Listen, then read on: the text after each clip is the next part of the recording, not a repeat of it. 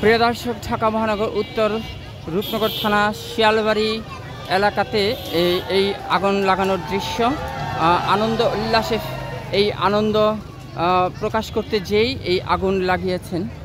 প্রিয় দর্শক, আজকে 1952 সালের আন্দোলনের পর, 1971 সালের আন্দোলনের পর 2024 সালের আন্দোলনে কেঁপে উঠেছে বাংলাদেশ, কেঁপে উঠেছে মানুষ, কেঁপে উঠেছে বাংলাদেশের জনগণ। শেখ হাসিনা পদত্যাগের পরেই এই আন্দোলনে মেতে উঠেছে সারা দেশবাসী।